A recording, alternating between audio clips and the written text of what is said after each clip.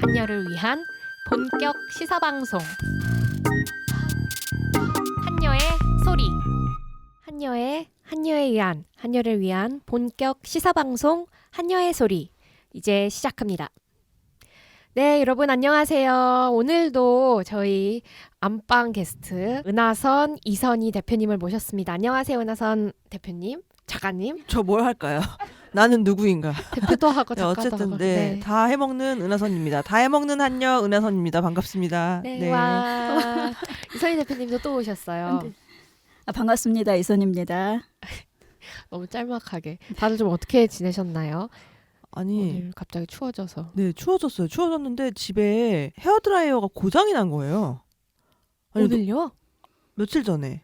아직 못 사가지고 나오는데 너무 추운 거예요. 머리를 말려야 되는데. 어쩐지 그래가지고- 저는 약간 이렇게 축축해 보이셔서 네, 일부러 그런 줄 알았어요? 아니요, 머리를 안 감으신 줄 알았어요. 이게 떡진 아니라고. 거랑 헷갈리잖아요. 머리 안 감고 그냥 머리 감고 나왔는데 너무 춥고 머리 안 마르고 그래가지고 아까 그냥 급하게 아무거나 주문했어요. 네. 이선희 대표님은 어떻게 지내셨어요? 별일 없이 지내다가 오늘은 그 흥미진진하게 미국 대선 지켜보고 있다 왔어요. 어찌 될지. 이게 미국 대선 다들 어떻게 보고 계십니까? 아니 근데 별로 상관이 없나 봐요. 누가 돼도 왜요? 그냥 이렇게 눈 감고 찍는 것 같기도 하고 대충 찍는 것 같아요. 만약에 사람들이. 미국 시민이셨다면 누굴 뽑으시겠어요? 트럼프냐 바이든이냐? 아 진짜 너무 어렵다. 너무 웃기는 게 거기도 참 재밌는 나라예요. 그렇죠? 진짜 심각하더라고요. 트럼프도 코로나도. 뭐 성폭력, 성추행범, 음. 바이든도 성추행 논란에서 자유롭지 못한 사람. 네. 그러니까요. 누구 찍어야 돼요? 그러니까 AI가 꽃게를 찍어야 돼, 가재를 찍어야 돼. 다 그냥 사이버로 해야 돼요. 그러니까. 거기 미국도 양당 체제의 한계가 거기서 드러나는 것 같아요. 둘 다 사실 50보 100보인데 그 안에서 밖에 못 고르는 우리 유권자들의 상황은 심각하던데요. 기관 네. 단총까지 등장했잖아요. 어제 네. 트럼프 지지자가 음. 예, 그러면서 누가 이번에 선거에 음. 당선이 되더라도 뭐 폭력 사태까지 자기네들 준비하고 있다 이렇게 얘기할 정도로 그래서 이게 지금 대한민국만이 아니라 우리 지난번 제가 처음 출연했을 때 올해 2020년 왜 이러냐 경자년이라서 그렇다. 그거 누가 댓글 달아주셨더라고요. 아주 진짜요? 과학적이다. 과학적이라고. 그래서 나는 올해 벌어지는 선거나 이런 정치 일정들이 그나마 형식적 민주주의를 쫓아왔던 수십 년의 역사가 있잖아요. 네. 근데 그게 다 이렇게 엎어지는 것 같은 그런 느낌. 민주주의 틀 음. 자체가 붕괴가고 있는 네. 느낌이 있어요. 그 트위터에서 오늘도 이 주제와 관련해서 저는 민주당의 그 형식적 민주주의를 과연 이 당이 담보하고 있는 당인가라고 하는 얘기를 좀 한번 드리고 싶더라고요. 그러면 민주당 얘기 들어가기 전에 트위터 얘기를 하려고 하셨던 아니에요. 별거 아닌데 그냥 트위터에서 사람들이 막 미국 큰일 났다. 둘 중에 누구 뽑혀도 큰일 났고 진짜 이렇게 됐는데도 트럼프를 뽑고 있냐 막 이러는데 지금 미국 걱정할 때가 아니다. 그렇죠. 우리나라 다음 맞아. 대선 네. 후보 누가 나올지 네, 그것도 진짜 암담하다. 문제예요. 네. 보궐도 문제죠. 지금 서울시장, 부산시장 말고 보궐 치러야 하는 지역구가 더 많은데 정말 사람이 없어요. 대안이 없어요. 참 안타까운 상황입니다. 네, 그럼 본격적으로 저희 시사 토크 들어가기 전에 청취자분들께 부탁드릴 것이 있습니다. 저희가요, 재생 요청수가 팟빵만 해서 4,000번이 넘어갑니다. 와우. 진짜요? 네, 근데 구독자 수는 100명이 안 넘어요. 다시 듣기 싫다는 건가? 한번 들어는 봤다. 한번 들어는 봤다는 건지. 응. 그러면 다행이다. 누적이 많다는 거니까요. 그러면. 근데 구독을 하지 않고 그냥 그때그때마다 트위터나 이런데 홍보가 올라오면 클릭해서 보시는 것 같아요. 근데 그걸 팟빵을 가입을 안 하시는 분들도 많이 계시는 것 같아요. 그래서 저희가 네이버에도 올려놓고 유튜브에도 올려놓고 있거든요. 그렇군요. 그래요? 어딘가에는 구독을 한번 해주시길 청취자 네. 여러분들께 부탁드립니다. 구독, 좋아요 부탁드려요. 예. 네. 지금 구독하면 매주 월요일마다 업로드되는 방송 알람이 찾아보지 않더라도 핸드폰에 바로바로 뜹니다. 바로바로? 네. 짱이다. 그 박원순 성폭력 사건을 좀 주로 다루는 프로그램으로서 저희가 할 얘기가 너무 많아서 팔로우하기도 굉장히 어려울 정도입니다. 막 속도가 LTE급으로 사건이 막 터지고 있어요. 지난 주말에 더불어민주당 전 당원 투표가 있었죠. 당헌상 이게 문재인 당헌이라고도 불리는데 더불어민주당이 낸 단체장이나 뭐 의석에 있는 의원들이 문제가 생겨서 재보궐선거를 치러야 할 경우 더불어민주당은 후보를 내지 않는다라고 하는 당헌 규정이 있습니다. 근데 그걸 바꾸자라고 하는 이야기들이 있었고 그것 관련해서 지난주 주말에 투표를 한 거죠. 이틀 동안 온라인 투표로만 했고 26.35%가 참여를 했다고 하더라고요. 그래서 전체 당원이에요. 전체 당원에 권리당원의 26.35%였던 것 같아요. 그 다음에 찬성률이 그중에 87%가 나왔습니다. 와. 86.6%. 네. 근데 이것을 민주당에서는 어떻게 홍보하고 있냐면 높은 투표 참여율과 압도적인 찬성률로 당원을 개정하게 됐다. 이렇게 홍보를 하고 있더라고요. 근데 이 비슷한 당원이 다른 당에도 있어요? 그것도 궁금하던데. 이게 비슷하게 된다면은 국민의힘이 옛날에 박근혜 정부 때 박근혜가 그렇게 됐으면은 그 다음에 대통령 선거를 안 내야 되는 거 아닌가요? 저도 오면서 그 약간 생각을 했거든요. 그렇다는 생각도 들었는데 이게 민주당에만 있는 건가? 민주당에만 있어서 상관이 없는 건가? 아니 근데 꼭 법에 명시되어 있지 않더라도 당헌 자체가 존재한다면 정당은 민주적인 원리에 의거해서 당헌 당규를 지키면서 정당을 운영해야 해요. 그게 정당이 해야 할 헌법상의 의무이기도 하고 네. 책무이기도 하고 근데 그 민주적인 절차를 과연 지금 민주당이 공당으로서 잘 지키고 있냐라는 거죠. 지금 좀 전에 그 은하선 작가님이 다른 당도 이런 당원이 있느냐 이렇게 얘기를 했었잖아요. 제가 알기로는 없어요. 그래서 문재인 당원이라는 말까지 했던 거죠. 5년 전에. 네. 우리 당은 이렇게까지 책임 있는 정치를 하는 당이다라고 하면서 아까 말씀한 것처럼 쇼를 했죠. 그 국민들의 어떤 그 환심이죠. 지지도를 높이기 위해서 그렇게 했던 거고 다만 이제 다른 당 같은 경우에는 당원에 명시하지 않더라도 공직선거에 선거 후보로 나가게 되고 후보로 나가기 전에 이제 자격심사하고 또 후보로 당선됐다 할지라도 이 사람이 자기 당의 공직선거 후보자로서 적격한지에 대한 또 심사를 해요. 그래서 거기에서 이제 결격 사유가 있으면 공천장을 주지 않는 거죠. 그거를 주지 않아서 등록할 수가 없는 이제 그 공당의 후보로는 등록할 수가 없는 이런 게 있죠. 거기에 이제 플러스해서 민주당 같은 경우에는 5년 전에 이런 유사한 책임질 일이 있으면 우리는 후보를 내지 않겠다. 우리는 그렇게 책임 있는 정당이다라고 그렇게까지 했던 걸 한 하겠다. 거죠. 근데 그랬는데, 완전 그랬는데 보궐선거를 앞두고 완전히 얼굴 바꾸고 말을 바꾼 거죠. 왜냐하면 이번 보궐선거가 앞으로 얼마 뒤에 있을 대선으로 향하는 그들이 보기에는 권자로 올라가는 딱 디딤석이거든요. 그러니까 이 디딤석을 뒤지지 않고 서울시장, 부산시장 내놓고서는 대통령 선거에서 당선될 수가 없는 거잖아요. 그러니까 5년 전에 했던 자신들의 그 명분이나 이런 것들보다 지금 당 안에 있는 그 실리 그게 더 우선이니까 이제 쓱 말을 바꾼 거죠. 근데 말을 바꾸면서도 좀 문제가 있는 게 정말 문재인 정부는 참 문제가 많네요. 문제가 있는 게 문재인 정부 문제네요. 문제네요. 원래 약간 학교 내에서 학내 정치할 때 교칙 이런 거 바꾸려고 하면은 그 총투표 같은 거 하잖아요. 그쵸. 전 대학을 안 가봐서 모르겠어요. 그런 걸 해요. 근데 네네. 총투표를 위해서 투표를 하기도 하고 막 이렇게 한 다음에 그 다음에 바꾸고 막 이런 식으로 한단 말이에요. 전 그게 근데 몇 퍼센트 이상이어야 학생 몇 퍼센트 이상이어야 저게 정족수 투표를 해야 조건이 되고 다들 있죠. 이런 게 있는데 이게 과반수도 안 됐는데 이런 식으로 그냥 휙 넘어가는 게 좀 신기하긴 하더라고요. 신기한 정도가 아니고 지금 저는 이게 이번 사태가 굉장히 중요한 거라고 생각을 해요. 지금 제가 제 눈에 딱 보이는 게 오늘 신재님께서 기자회견에서 발표하면서 발표한 내용의 제목인 것 같은데 민주당은 살아있는 박원순이다 이렇게 하셨나요? 맞습니다. 네. 너무나도 진짜 띵원이다. 정말 딱 맞는 말인 것 같아요. 그거를 보여준 것이 바로 이번 당원 개정에 관한 거라고 생각하거든요. 당원이라고 하는 건 그 당의 강령과 그 규칙을 정하는 거예요. 대한민국으로 치면 헌법과 같은 거란 말이죠. 그러니까 헌법을 바꾸는데 필요에 의해서 막 바꾸지 않잖아요. 일정 정도의 그 요건이라고 하는 게 있어야지만 되죠. 그랬을 때 이 당원은 당의 헌법과 같은 거기 때문에 예를 들어 이제 일반적으로 당원 총투표를 할 경우에는 임계 지수를 넘는 사람이 그 투표에 임해야 돼요. 임계 지수라고 하는 건 3분의 1 정도는 돼야 된다는 거예요. 당원 같은 경우에는 제가 알기로 진보정당 같은 경우에는 과반수의 참석과 그렇죠. 과반수 이상으로 해야 돼요. 그 절대 다수의 지지를 받아야지만이 제정할 수 있고 개정할 수 있다라는 게 일반적인 민주주의 원리예요.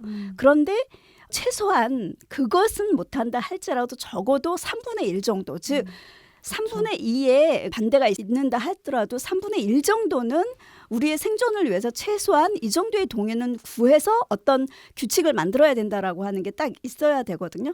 그래서 제가 오늘 오기 전에 뭐 됐다, 뭐 절대적 지지를 받는다 그래가지고 한번 민주당 홈페이지에 들어가 봤어요.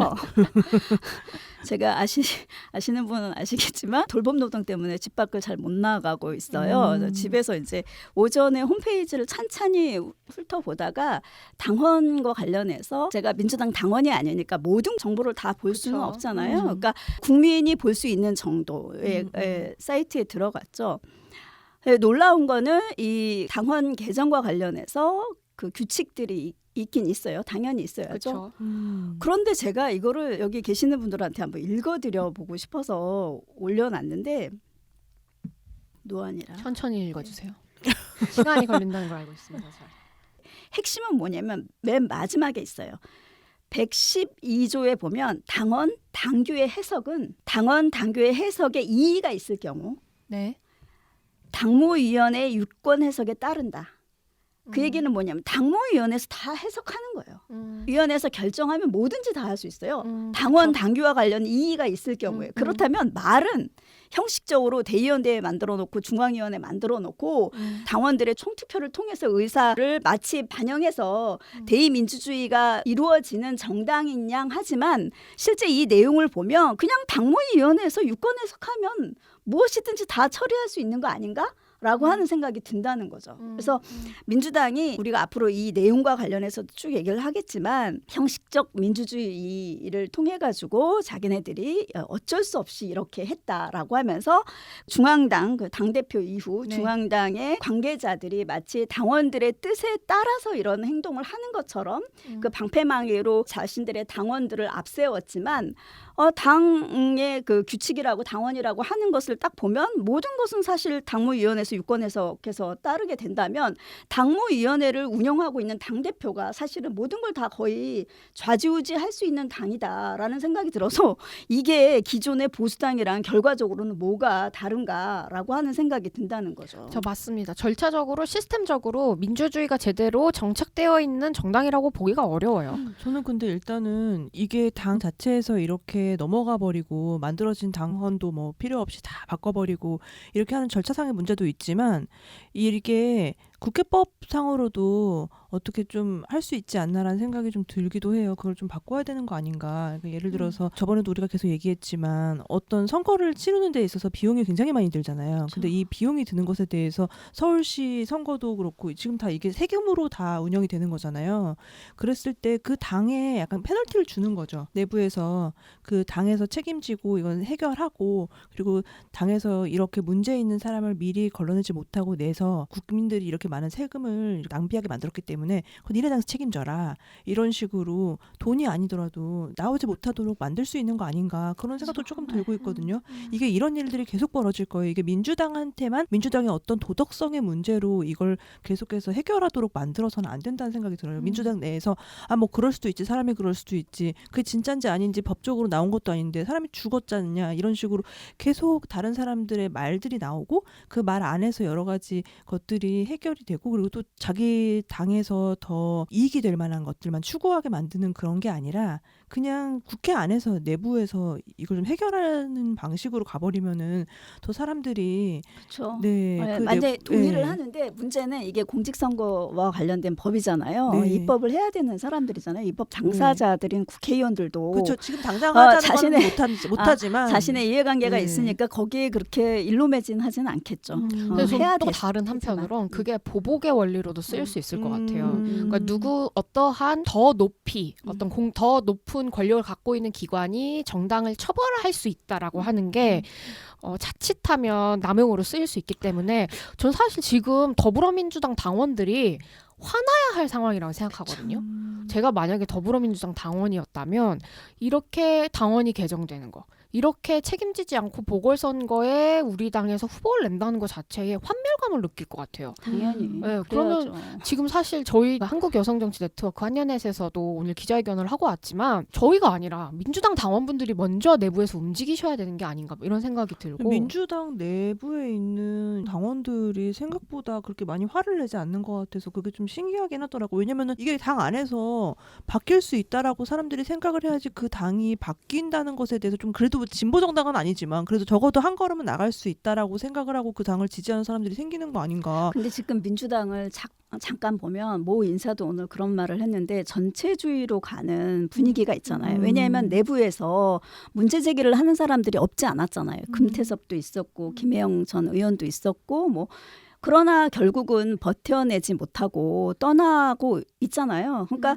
다른 문제의식을 갖고 있는 사람들이 문제 제기를 했을 때 그 안에서 살아남을 수 있고 그것이 보장되는 소수자의 어떤 의견들이 보장되는 형태로 돼야 되는데 공수처 안에 대해서 반대했다고 해서 금태섭 전 의원이 그렇게 난도질을 당하고 결국은 떠났잖아요. 쓸쓸히. 그러니까 지금 민주당에 남아있는 사람들은 우리는 과거 보수 정치를 뒤엎은 촛불의 힘으로 국민의 힘으로 민주주의를 꽃피운 정당이다라고 하지만 그야말로 형식적인 깃발만 흔들고 있을 뿐이지 내부에서는 지금 그런 민주적 가치가 이런 내용으로 보나 사람으로 보나 남아있지 않고 있기 때문에 전체주의 그 다른 목소리를 내기가 굉장히 힘든 거죠.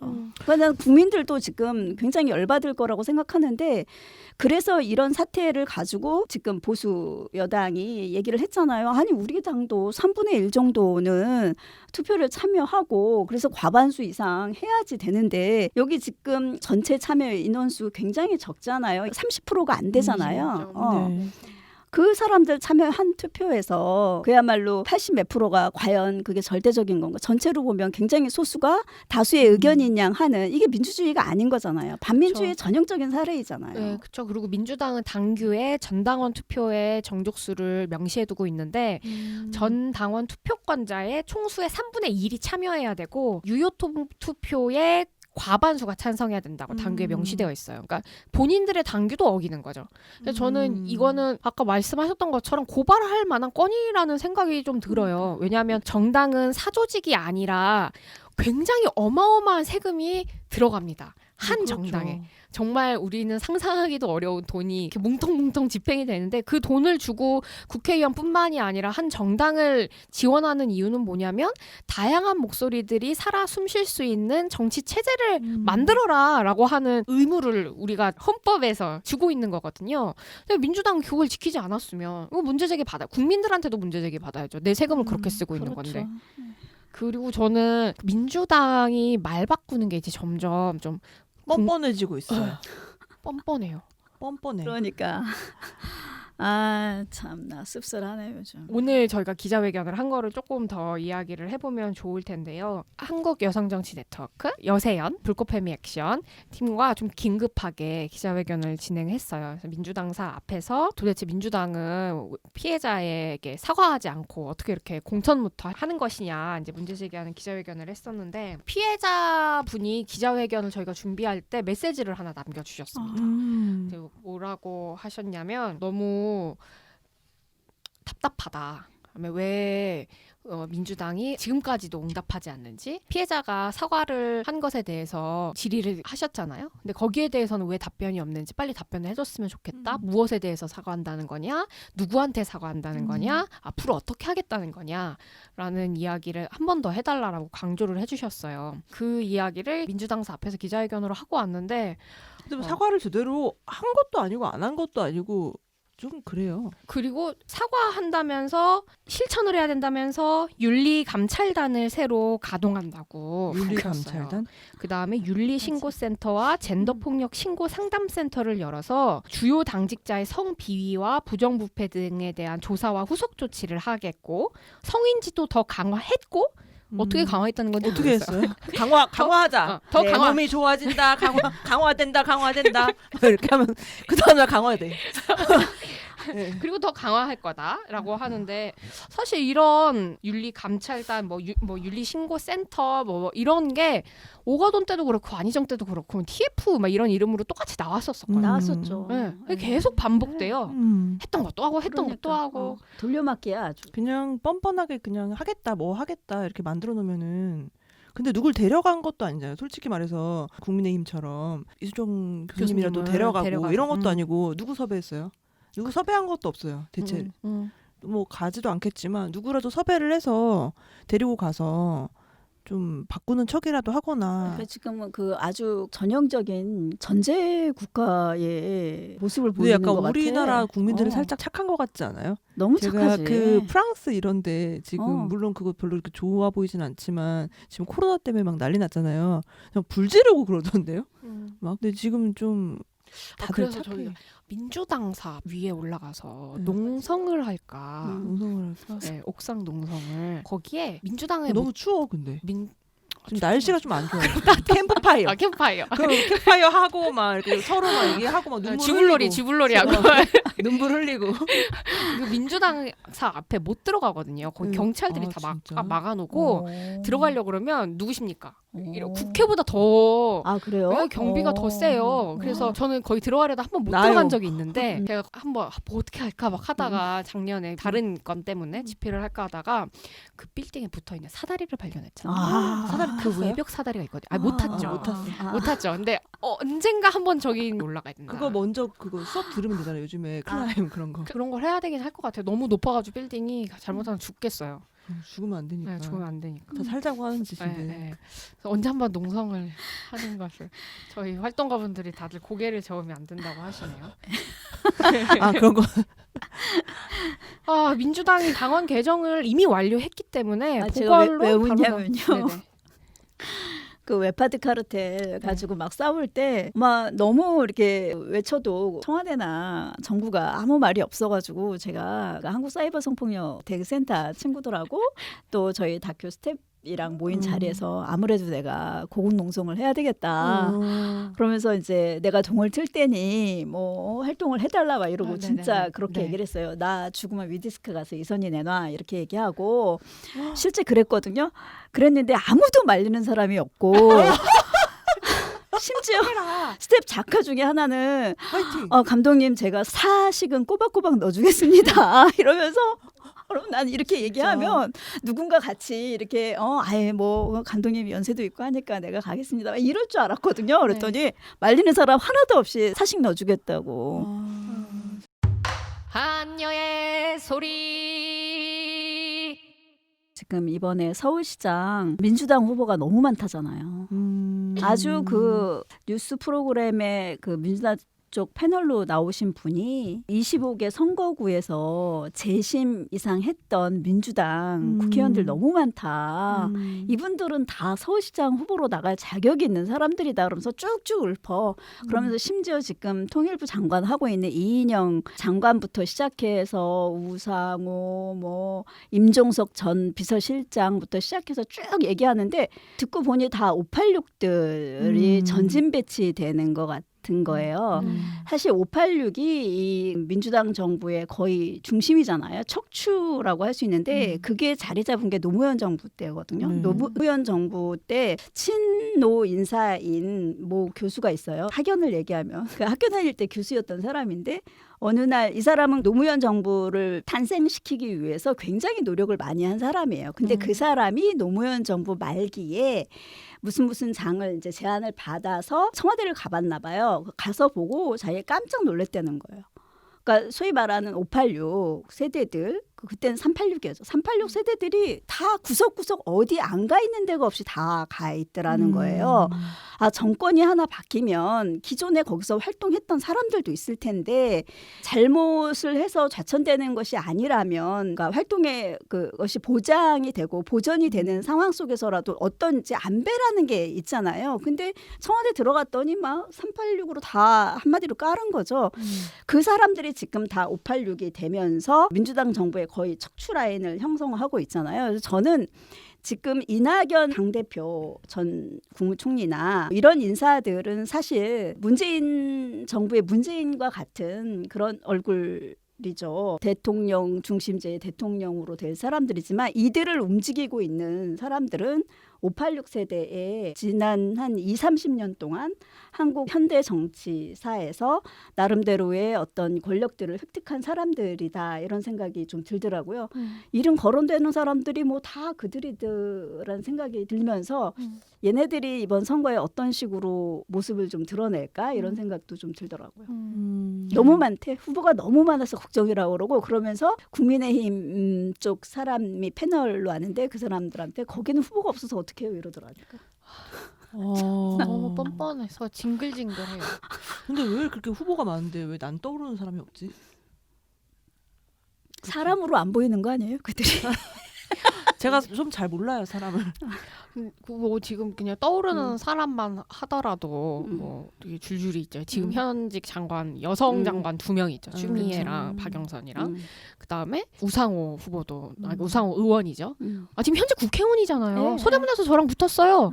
근데 이제 국회의원 중간에 지금 내버려 두고서는 서울시장 후보 출마하겠다는 거예요. 자기 막 저랑 TV 토론할 때 뭐 서대문 구민을 위해 뭐든 하겠습니다. 막 이런 식으로 얘기를 하더니만 시장 자리 딱 나오니까 자기 이제 내팽겨 치고서라도 그렇죠. 서울시장 나오겠다 그러고. 침을 질질 흘리고 있을 거야. 한국은 정말 대통령도 그렇지만 어떤 기관의 장, 어떤 단체의 장이 굉장히 많은 권력을 갖고 있잖아요. 그렇죠. 그래서 저는 박원순 시장이 처음부터 그런 성폭력적인 태도를 취하지 않았을 거라고 생각해요. 근데 어느 순간 점점 권력에 물들어가면서 자신도 모르게 그게 일상이 되는 거죠. 성폭력을 저지르는 게 별일이 아닌 삶이 되어버린 거죠. 한번 해봤는데 괜찮으면 계속 똑같은 걸 할 수도 있고. 아니 저는 또 그건 또 반대예요. 원래 그랬을 그랬다. 거다. 원래 그러니까 그랬다. 원래 그러지 않아 그런 젠더 감수성이 전혀 없고 같이 일하는 그 동료에 대해서 그런 식의 성희롱이나 성추행을 하는 거를 안 하던 사람이 권력을 쥐고 보니 하게 됐다라고 생각하지 않고 원래 일상은 그랬는데 권력을 쥐고 보니 그렇게 해도 드러나지 않고 그럴 어떤 개연성, 계기들이 더 많이 주어진 거 아닌가 이런 생각 들어요. 근데 원래 일상은 그랬으면 어떻게 살지?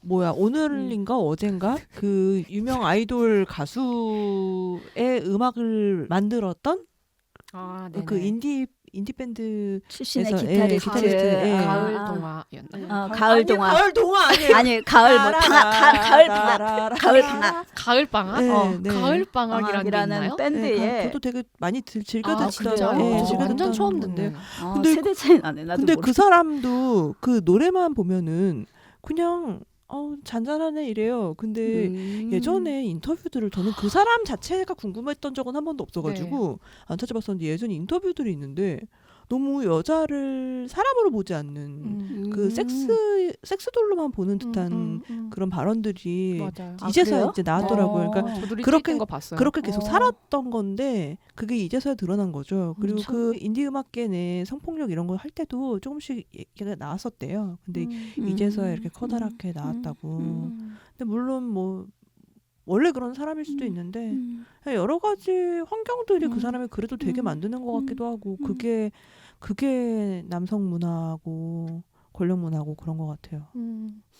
이번에 돌아가신 피해자 사연 들어보니까 너무너무 안타깝더라고요. 네, 진짜 너무 짜증나죠. 제가 최근에 이제 기사를 좀 쓰느라고 몇 가지 통계를 좀 봤었는데 여성 자살률에 관련한 거였어요. 근데 물론 많은 분들이 아시겠지만 2019년도에 여성 자살률이 크게 늘어요. 그러니까 남성 자살률은 조금 떨어지는데 여성 자살률은 오히려 한 6% 정도대로 오르거든요. 그런데 그중에 20대 여성의 자살률을 보면 25% 증가해요. 근데 이번 올해는 그것보다 더 늘어서 45%가 증가했다고 하더라고요. 엄청난 거죠. 네, 그러니까 근데 다들 이게 뭔가 문제는 있는 것 같고 그다음에 자살이 급증한 게 맞기는 맞는데 왜 도대체 왜 그런 거냐에 대해선 답을 못 내놓고 있는 거예요. 전문가들도.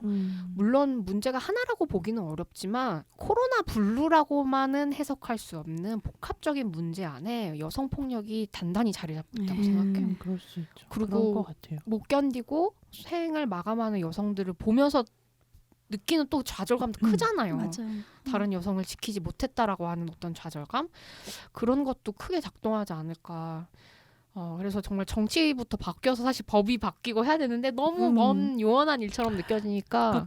그렇게 뭔가 물론 코로나 때문에 더 우울할 수는 있죠. 근데 본인이 살고 있는 현실이 좀 바뀌어 나갈 수 있다라는 그런 희망이라도 가지고 있으면은 좀 살기가 괜찮을 텐데, 보니까 그렇게 커다란 박원순 사건 같은 이런 커다란 사건조차도 사람들이 그냥 묻고 가려고 하고 그냥 지나가려고 하고, 심지어 그 자리에 또 다른 사람 그냥 그 당에서 사과도 하지 않은 채로 앉히려고 하고, 이런 걸 보고 있으면은 막막해지죠. 달라질 게 아무것도 없을 것 같은데 그 사람이 아닌 다른 사람이 와도 이게 달라지지 않을 거라고 생각하면은 뭐 살아갈 힘 자체가 좀 없어지고 힘이 빠질 수밖에 없다라는 생각이 들어요. 그런 것들이 많이 복합적으로 돼서 그 자살률이 높아지는데 좀 기여를 하지 않았나 그런 생각이 들어요.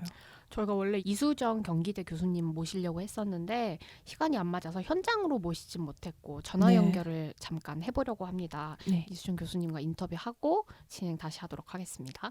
안녕하세요, 이수정 교수님. 네, 네, 반갑습니다. 네. 날이 많이 쌀쌀해졌는데 잘 지내고 계신가요? 네, 네, 오늘 굉장히 춥네요. 네. 네.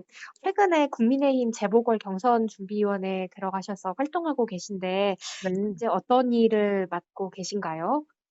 글쎄, 이제 재보궐선거 자체가 사실은 이제 여성의 인권 침해와 연관된 그런 사유가 그 원인이 됐으니까 예, 가능하면 여성의 인권이 잘 반영돼서 뭔가 조금 더 개선할 의지가 있는 후보를 꼭 진보 계열에서만 그런 후보가 나와야 될 뿐만 아니라, 제가 네. 생각할 때는 보수 진영에서도 연세들이 많으신 분들도 이 이슈를 중요하다고 좀 여겨주셨으면 좋겠다, 이런 취지로 도와드리겠다고 했던 거고요. 네. 원래 제가 맡은 일은 성폭력 대책위의 일을 하고 있고, 법안 만드는 일에 참여하게 해주는 조건으로 제가 수락을 해서 지금 열심히 스토킹 방지법이나 보호수용법이나 이런 성범죄 또는 여성 살인을 막을 수 있는 법안, 이런 것들을 만드는데 지금 노력을 하고 있습니다. 아, 고생이 너무 많으시겠네요.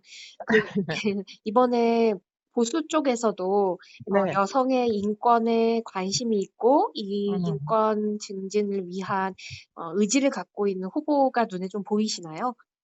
아직은 제가 뭐라고 이제 확언하기는 어려운 단계로 보여요. 네. 다만 이제 저희가 하는 것은 경선 룰이라는 게 있는데요. 예, 일단은 경선 룰이 너무 배타적이면은 사실은 새로운 신의 양성평등적 인물들이 들어오기가 어려우니까 예, 어떻게 해서든 경계를 낮추자, 다양한 가중치도 생각을 할 수가 있는 방안 중에 하나고요. 네. 그래서 그와 같은 일들이 실현되도록 계속 푸시를 하고 있는 그런 상황입니다. 아, 네. 네. 저 응원하고 있습니다. 지금 이 네. 팟캐스트는 네. 박원순 전 서울시장의 위력에 의한 성폭력 사건을 집중적으로 좀 다루고 있는 방송인데요. 네. 네, 교수님께서는 처음 이 박원순 성폭력 사건을 소식으로 접하게 됐을 때 어떤 생각을 하셨었나요?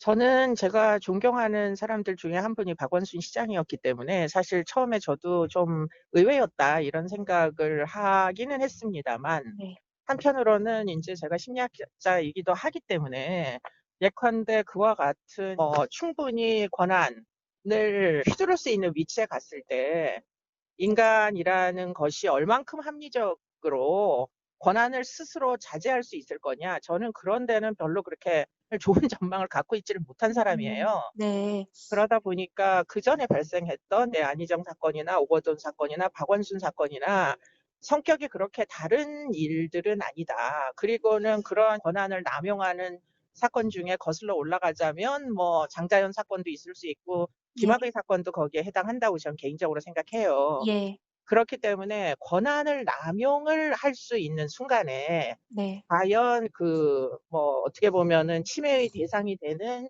여성의 인권에 대해서도 감수성을 가지고 본인의 권한을 자제할 수 있을 것이냐. 예.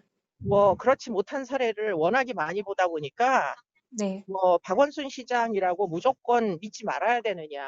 저는 네. 그건 아니다라고 생각을 했던 거죠. 예. 근데 그런 말씀하시는 이야기를 들어보면 한 인간이라고 하는 것이 권력을 쥐면 너무 큰 권력을 장기간으로 쥐다 보면 음. 부패할 수밖에 없다라고 하는 어떤 생각도 갖고 그렇습니다. 계신 것 같은데 네, 네, 그럼 네. 어떻게 이 문제를 해결할 수 있을까요? 그러니까 결국은 견제를 하고 관리 감독을 하고 이런 시스템을 만드는 게 저는 굉장히 중요하다고 생각을 하고요. 예. 그렇기 때문에 애당초에 그 사건을 처음 접했을 때부터 저는 제3의 기관에서 조사를 해야 된다. 예. 그런 기관 중에 그래도 지금까지 뭐 인권위원회나 이런 데는 좀 네. 신뢰할 수 있는 거 아니냐. 예.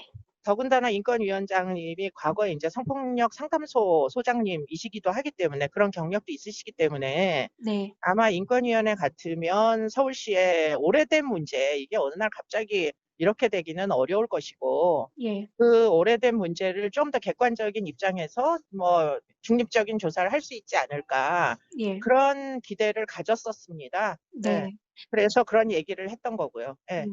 지금 잘 진행되고 있다고 보시나요?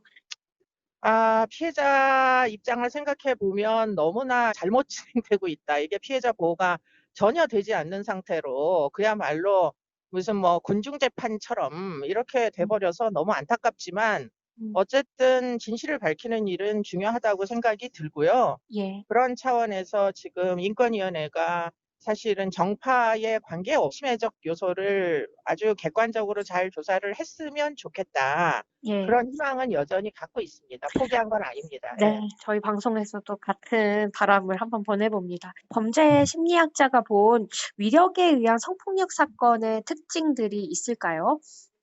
그러니까 인제 위력이라는 게 어느 날 갑자기 생기는 게 아니듯이 예. 위력을 뭐 남용하는 것도 어느 날 갑자기 생기는 습격은 아니거든요. 예. 그렇기 때문에 굉장히 장기간 동안 그 위력이 남용되는 개인이 있을 것이고 음. 문제는 그 개인의 위력 남용을 주변에서 지적하지 않는 일종의 뭐 이렇게 얘기하면 좀 너무 심한지 모르겠지만 가신 집단이라는 게 있을 수가 있다는 거예요. 네. 그렇기 음. 때문에 그런 상황이면은 비판 능력을 발휘하기는 일단 굉장히 어려울 수밖에 없겠죠. 예.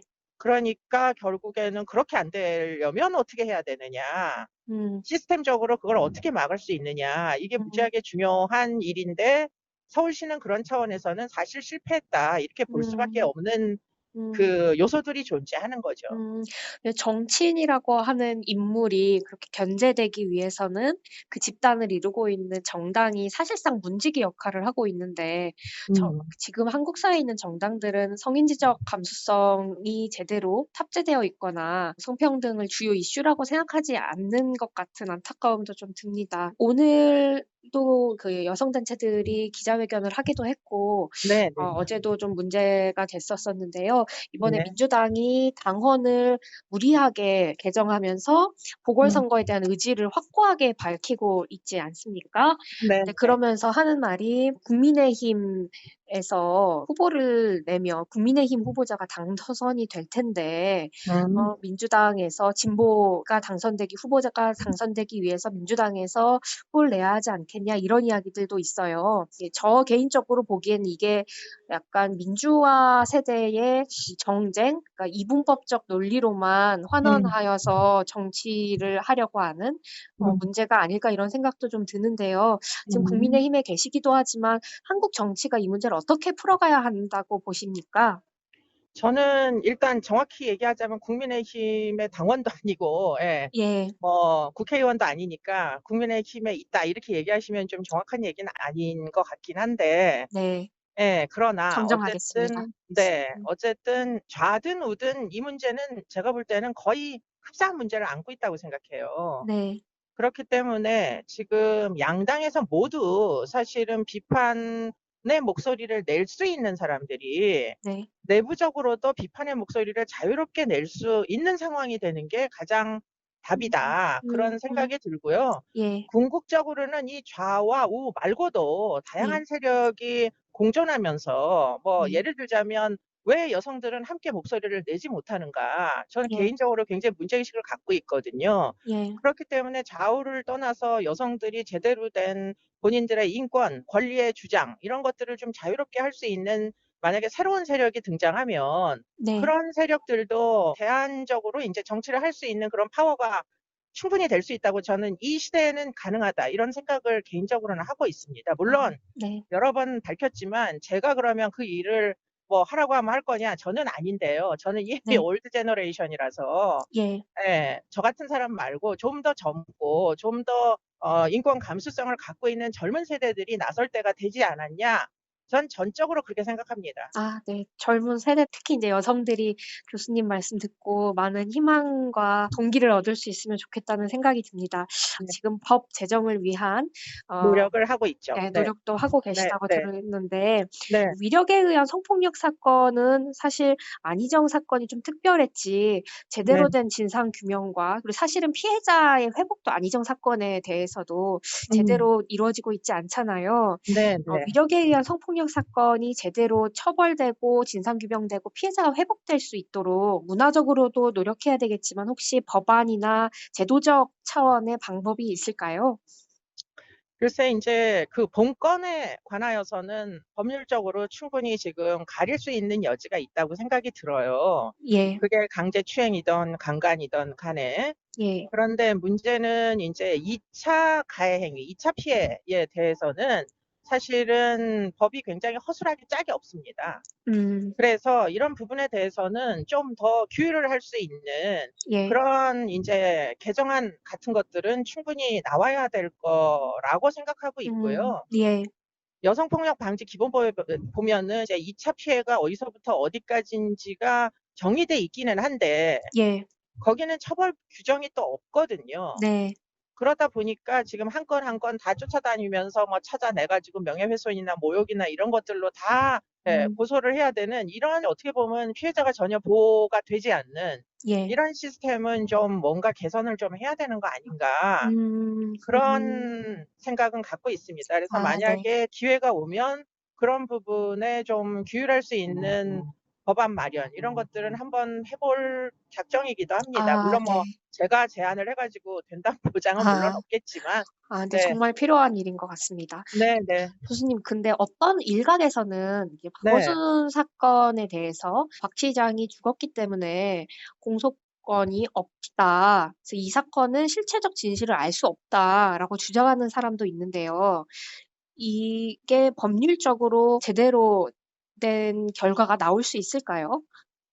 글쎄 뭐 제가 보기에도 현행법상은 공소권이 없는 사건에 대해서 당연히 수사가 이루어지긴 어려워 보이고요. 예. 그렇기 때문에 그런 부분이야말로 뭐 상당히 파격적인 형소법 개정이나 법률 개정이 있어야 되는 거 아닌가 이런 생각은 해봅니다만, 아, 예. 네, 그런데 그 대목은 2차 피해, 2차 가해 행위를 뭐 규율하는 것보다 훨씬 더 어려운 문제가 아닌가 예. 그런 생각은 갖고 있습니다. 아, 네, 예. 알겠습니다. 그리고 마지막인데요.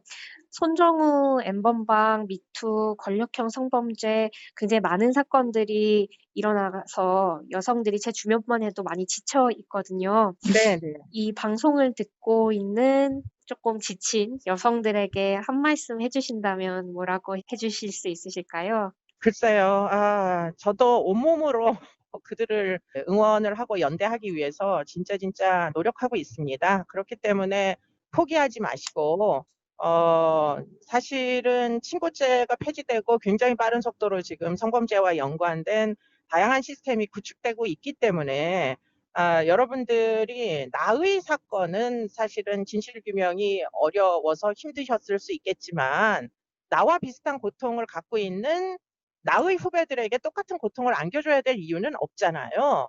그렇기 때문에 다 같이 좀 더 힘을 내서 연대를 하면 그러면 우리의 후배 세대는 훨씬 더 양성평등적이고 안전한 나라에서 살 수 있지 않을까 이런 기대를 한번 가져보도록 같이 합심을 한번 해봅시다. 네, 눈물 나네요. 네, 교수님 직접 모시지는 못했지만 짧은 시간이라도 시간을 이렇게 내어주셔서 너무 감사합니다. 네, 큰 힘이 고맙습니다. 되었습니다. 네, 힘 네, 저도 보내겠습니다. 감사합니다, 네, 교수님. 들어가세요. 감사합니다. 네. 네. 저는 이수영 교수님 이야기 듣고 눈물이 약간 났었습니다. 이게 저희가 사전 녹음을 하고 지금 여기다 집어넣는 네. 거라 저의 울컥함은 주변으로 음. 전달이 되지 않네요. 근데 이수정 교수님 말씀 들으면서 정말 울컥하고 또 같은 세대로서 저도 들으면서 좀 남다른 생각이 들어요. 근데 언제까지 다음 세대를 위해서 지금 우리가 무엇을 해야 될 것인가를 고민해야 되는가. 그냥 지금 살아있는 우리 세대를 위해서 지금 현안에 있는 이런 거 하나도 넘기지 말고 하나하나 차근차근 대응해 나가면서 지금 바로 여기에서 우리가 힘을 갖춰주고 세상을 지금 바꿔놔야 되는 거 아닌가 하는 생각이 좀 들어요. 아까 뭐 당원과 당규 이렇게 얘기를 했는데 권력 재창출을 위해서 피해자의 목소리는 그냥 묻어버리고 못 들은 척하고 없는 것처럼 숨을 쉬키면서 보궐선거에서 또 중요한 의석이나 권력을 갖겠다라고 저렇게 나서는 재빠르게 행동하는 걸 보면서 정말 이거를 더 이상은 묵과할 수 없는 거 아닌가. 문재인 정부가 이게 나라냐라고 하는 국민의 소리에 화답해서 나라를 만들겠다, 민주정부 하겠다라고 했잖아요. 근데 여전히 국민들이 이게 나라냐, 특히 여성들이 이게 나라냐 이러고 있는 상황 속에서 지금 당장 우리는 무엇을 해야 될 것인가. 저는 그래서 그거와 관련해서 정말 이번 보궐선거 있잖아요. 민주당은 그 수단과 방법을 가리지 않고 지금 후보를 내겠다라고 하는 거잖아요. 국민의 심판을 받겠다라고 하는 거고요.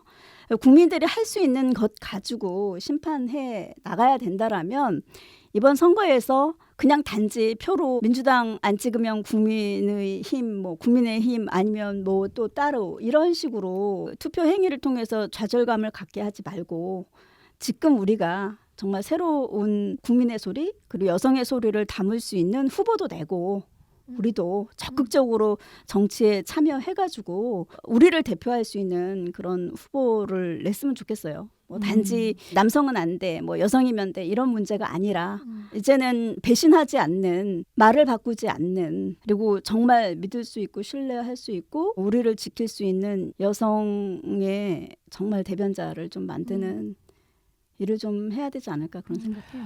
일단은 아무튼 우리가 뭐라고 해도 민주당에서 당 차원에서 그냥 쭉 가겠다고 얘기를 한 거니까 사실 막기는 좀 어려울 것 같지만 전체적으로 이제 선거에 나오는 사람들을 대상으로 어떤 것들을 하지 않겠다라는 윤리적인 측면에서라도 좀 선서 같은 걸 받는 것도 방법이지 않나 이런 생각도 들고요.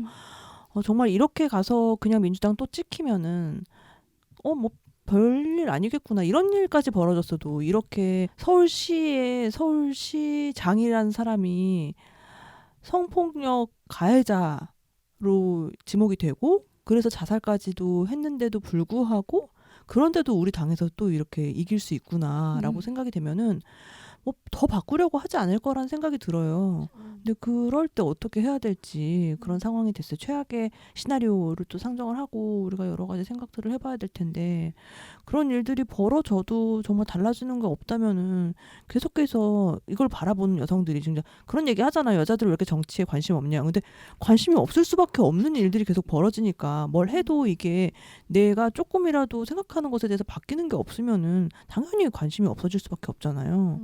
이런 것들을 어떻게 하면 여성들의 관심을 돌릴 것인가. 그래도 조금이라도 바뀔 수 있다라는 희망은 어떻게 제시할 것인가. 이런 것에 대해서 같이 고민해야 될 것 같아요. 이게 진짜 너무 힘든 일인 것 같아요. 전 그러면서 민주당의 네. 당원들에게도 호소하고 싶고 그리고 민주당의 여성 의원들한테도 호소를 하고 싶어요. 누가 그러더라고요. 민주당의 여성 의원들은 뭐하냐 또 이런 얘기를 해요. 그 민주당에 잘못된 게 있으면 갑자기 여성 의원 소환을 해가지고 왜 그렇게 얘기하냐 이렇게 말하고 싶은 마음도 있지만 또 한편에서는 민주당의 남성 의원들이나 남성 정치인한테 기대하는 바가 1도 없어요. 그러다 보니 그럼 여성 의원한테라도 이제 그 민주당 정권에 들러리처럼 서 있지 마라. 당신들이 그 자리에 갔을 때는 사실 여성운동의 결과로 가기도 했고 또 여성들의 표를 받고 그 자리에 갔잖아요. 그럼 이제 그 소임을 좀 다 해야 된다. 그래서 민주당 내부의 여성 정치인들이 이번에 다른 건 몰라도 이 성폭력 사건으로 이루어지는 이 보궐선거에서는 여성의 목소리를 한껏 내서 민주당의 자성에 대해서 목소리를 냈으면 좋겠고 이낙연 뭐 당대표한테 피해자가 질문을 했는데 지금 답변이 없잖아요. 듣고 싶은 것만 듣고 보고 싶은 것만 볼 수 있는 사람이 권력자거든요. 그러니까 제가 그 이낙연 대표가 트위터를 해요. 트위터에 가보면은 최근에 그 돌아가신 여성 연예인 있죠. 그분한테 쓰는 편지 같은 것도 올려놨더라고요.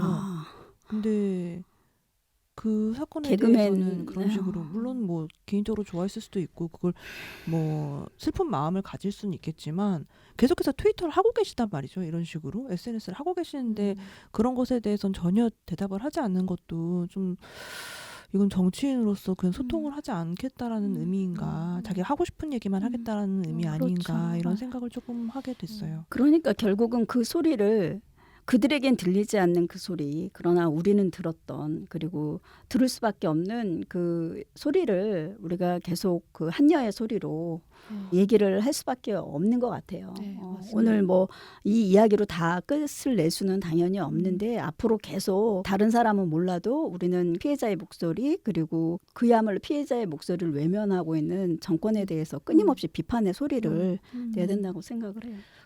저는 개인적으로 불편한 용기 시위했었을 때 힘을 저희가 한번 이렇게 화력이 모아져서 진짜 실체화되기 직전의 상황이 한 번 있었어요. 그게 이제 몇만 명씩 원기옥? 모여냈을 때, 원기옥을 여성들이 만들어냈을 때. 근데 그때 당시에 어떻게 공격이 들어왔냐면 문재인 제기해라라고 하는 그 구호를 딴지일보 김어준이 확 낚아채서 그걸 공격하기 시작했어요. 그때부터 언론과 정치계의 입장이 바뀌고 확 돌아섰거든요. 저기는 되게 공격적이고 좀 이상한 여성들이다라고 하는 논리와 프레임들이 생성됐었는데 저는 그건 굉장히 정치적인 수였다고 생각해요. 그냥 만들어진 게 아니라 여성의 탓이 아니라 정치적 계획, 언론 플레이 같은 게 작동했다고 생각하거든요. 근데 이번에도 저희 여성들이 좀 속수무책으로 당한 느낌이 들어요. 저기는 여성들을 바로 공격하는 형태가 아니라 그때는 바로 공격할 수 있었지만 이번에는 돌려서 공격을 했거든요. 민주당 스스로가 한 게 아니라 지지자들을 사용해서 다른 인물들을 그렇죠. 내세워서 피해자 2차 가해와 그렇죠. 의심에 공작을 벌였었는데 지금은 이제 민주당이 하는 거는 묵묵부답으로 일관하고 있는 거잖아요. 그리고 저는 이걸 듣고 있는 페미니스트들도 정치적으로 이걸 다시 한번 생각해 볼 필요가 있다고 생각해요. 그냥 이걸 답변해야 돼. 이게 화나. 이런 걸 좀 넘어서서 이 다음에 얘네가 어떻게 움직일까. 어차피 저는 이 사람들 공천할 거라고 생각했거든요. 그럼 이 다음에 어떻게 움직일까 얘네들이. 12월엔 뭘 할까. 1월에는 뭘 할까. 그전엔 여성들이 뭘 해야 될까. 약간 방관자가 아니라 실제로 이걸 키를 바꿀 수 있는 주체로서 한번 같이 생각해보고 방송을 들어주셨으면 하는 바람이 있어요. 그리고 실제로 페미니즘적인 사고를 가지고서는 당을 움직이면 움직일수록 그게 당에 마이너스가 된다는 걸 인지를 한 것 같아요. 왜냐면 이게 박원순 자체가 이 당의 어떤 얼굴이었고 커다란 인물이었기 때문에 박원순이 그렇게 된다는 것 자체가 당에 대한 공격으로밖에 받아들여지지가 않고 그래서 이렇게 그냥 묻고 가고 어찌됐건 그렇다면 페미니즘적인 생각을 하는 순간 그리고 당 안에서의 페미니스트들이 더 많아지면 그리고 그들의 목소리를 들어주는 순간 이게 마이너스가 된다는 걸 인지하고 이렇게 돼버린 게 아닌가. 너무 씁쓸하죠. 저는 그것보다 더 안 좋은 생각인데 그냥 신경도 안 쓰고 있는 것 같아요. 그러니까 이게 별로 그렇게 크게 보이지도 않고 별로 큰 문제가 아닌 것 같아요. 이들한테는. 저희한테는 이게 엄청 큰 문제고 보궐선거를 하지 말아야 할 중차대한 일이지만 뭐 이것 갖고 그래 라는 마음이 일단 사건에 대해서는 1차적으로 있는 것 같고 정치적으로는 세 발의 피보다 못한 이 애들이 모여서 뭘 하겠나. 그러니까 이건 별로 이렇게 표에 중요하지도 않다. 약간 이런 마인드로 그냥 아예 생각도 안 하고 있는 것 같아서 제가 또 SNS에서 본 것 중에 좀 화가 났던 게 민주당 지지자였나 봐요. 근데 이번에 제대로 안 되면은 너네 퀴어 퍼레이드도 못하게 된다. 이걸 써놓은 거예요. 그럼 무슨 협박도 아니고 뭐도 아니고 국민의힘이 되면은 퀴어 퍼레이드는 아예 서울시청 앞에서 열릴 수가 없다. 이 얘기를 하고 있는 거예요. 근데 그걸 한두 명이 하는 게 아니었어요. 되게 여러 명이 그걸 가지고서는 뭐 이거 협박도 아니고 뭐도 아니고 너네가 더 살기 힘들어질 거라고 얘기를 하는 거잖아요. 그러니까 그들 답답하더라고요. 협박이죠. 협박이고 우리가 열어준 마당에서 너희들 놀 수 있게 해줬는데 너희 딴소리 하지 말어라. 어? 우리가 아니면 다른 사람이 다른 진영이 되면 너희들 그렇게 놀지도 못해. 니네 하지도 못해. 근데 이게 지금 은하정 작가님이 얘기한 게 굉장히 중요한 게 이 서울시가 굉장히 다양한 형태의 협력 사업들이 있잖아요. 지방의 그 각 구에 보면은 여러 가지 시민단체들과 하는 협치 사업들이 있거든요. 박원순 전 시장이 그렇게 되고 나서 이들이 제일 걱정했던 게 뭐냐면 이제 이거 다 없어진다. 그러면 그 수년 동안 해왔던 사업들 다 엎어진다. 그 예산 다 엎어진다. 그러면 어떡하냐? 라고 딱 위기감을 다 조성을 하니까 이런 거에 대해서 문제 제기를 못 하는 거죠. 그게 박 시장의 문제 중에 하나였는데 박원순 시장이 시장이 된 다음에 시민단체들 사이에서 비판의 목소리가 사라졌고 시정 평가를 안 해요. 다 아시는 분은 아시겠지만 청년단체, 마을단체, 뭐 사회적 기업 협동조합 다 어떤 중간 지원기관을 설립해서 그 지원기관에 보조금을 받아서 단체가 연명할 수 있는 시스템을 10년 동안 만들어 왔어요. 담담하다. 그 한 사람이 사라진다고 해서 그게 다 연결이 안 되고 예산이 없어져 버리는 거면은 그거야말로 진짜 잘못 만들어 놓은 그렇죠. 시스템인 거잖아요. 그렇죠. 근데 저는 다른 한편으론 정부와 지자체가 시민단체들을 지원을 해야 된다고 생각하거든요. 마치 정당 보조금처럼. 근데 지금은 서울시 자체가 심사를 해서 어떤 선정된 단체를 지원해주고 뭐 자기의 뜻에 맞는 약간 관변단체처럼 변하는 루트를 자연스럽게 좀 타게 된다고 해야 되나요?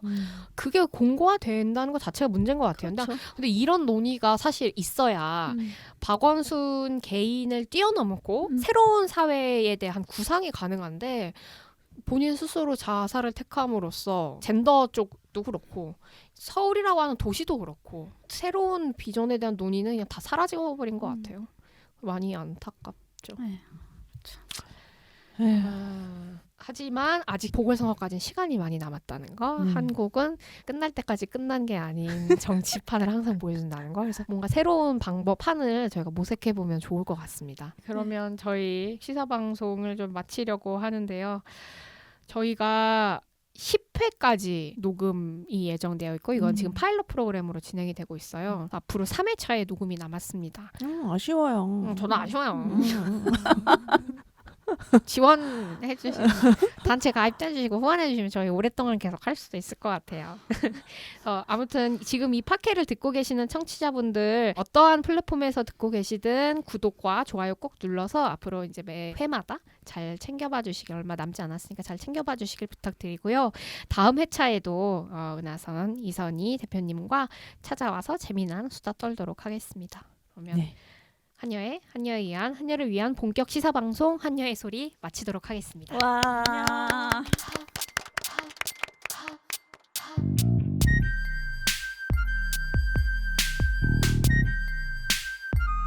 한여의 소리.